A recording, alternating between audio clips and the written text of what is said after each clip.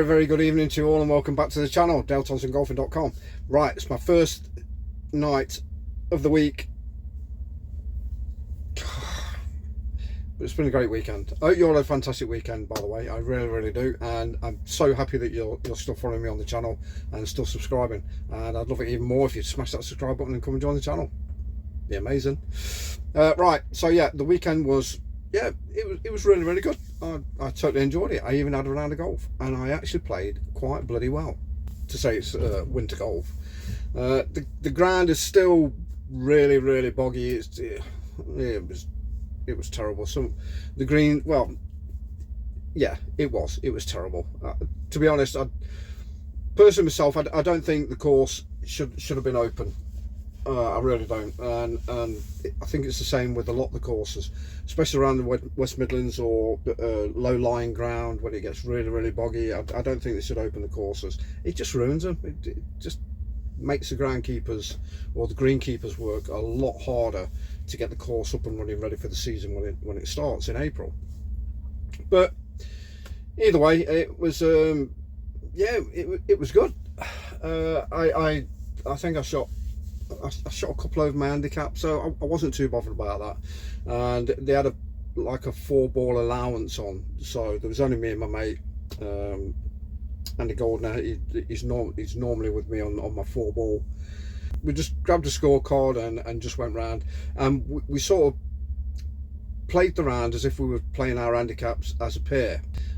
As we tallied all our score up, we shot 2 under, which I was really surprised about.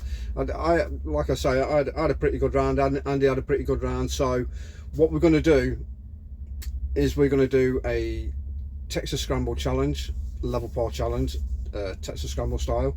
So he's agreed to do that. So he's agreed that we're going to do some filming, and we'll probably do it in the new season, because I've also got a friend of mine. I shot a video when I played at Drayton Manor Golf Club. We played that.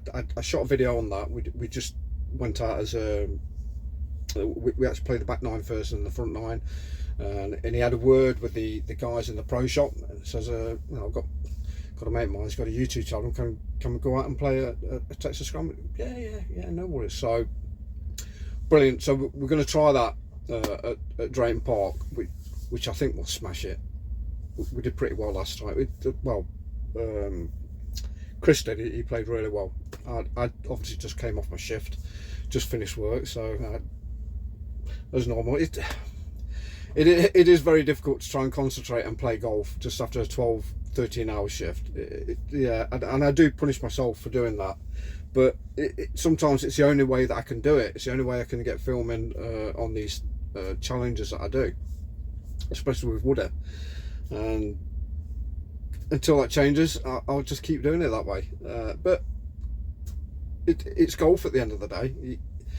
I've known people to go out there and play golf when they're when they're not well. They're feeling ill, they're poorly, they've got colds, you know. So and it does affect your game. It really does. Fatigue, tiredness, being ill, it can really affect your game. It puts a detrimental effect on your game. It really does. But we push through, we soldier on, because it's golf.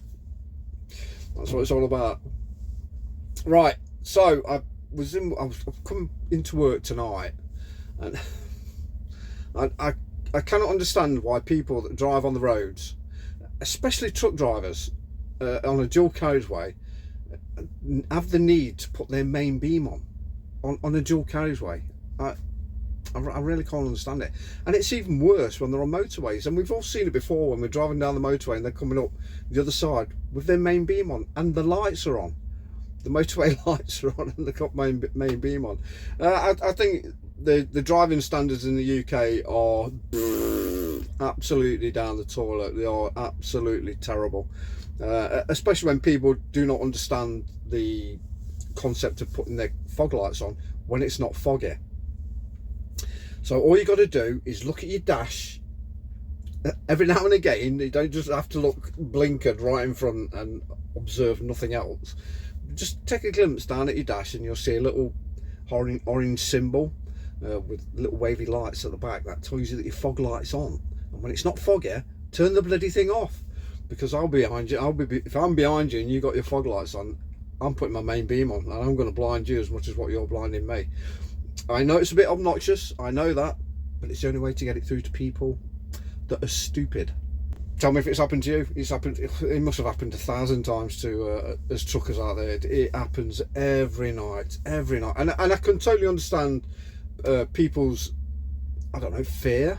I don't know whether it's fear or just being polite to people to have to put their fog lights on when there's either low cloud or just a little bit of mist.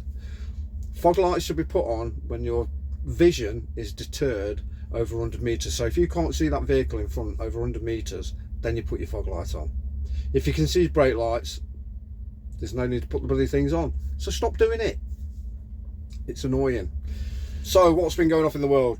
Well, apparently there's 1,000 armed forces vehicles that are being loaded to go to Romania on an exercise. I can't remember the name of the exercise now, but it's a big NATO formed exercise with 2,500 British troops going over there as well with vehicles. Now, read into it what you want, because obviously Romania's not very far away from Russia, and they're on exercise apparently. So a bit like when Russia was exercising on the border of Ukraine and then they invaded.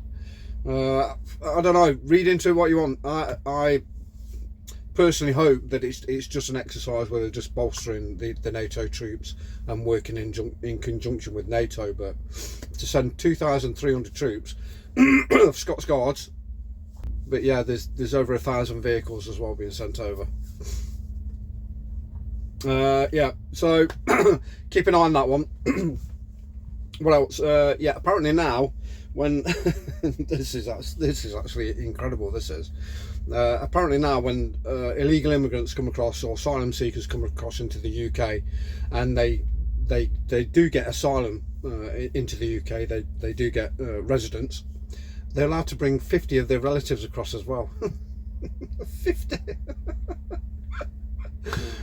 With housing, if they have children under 18 years old, dental care, medical care, everything that every other asylum seeker. It is an absolute joke. It really is. But yeah, apparently that's what's happening as well. So there's now over, I think there's over 500. There's over 500,000 illegal immigrants in London at the moment. 1 in 12 is an illegal immigrant. So. When will it end? When will it ever? I don't think it'll ever end. Right, that's it for me. I'm not going to harp on anymore. I've got a nice easy one tonight. I'm only off up to Sainsbury's Stoke, and then off to Ashby Allardyce, and then back down to Colville, and then that's me finished. So I should be done pretty early. So drive safe, look after yourself, watch out for those lunatics. As we know, they're all over the bloody place.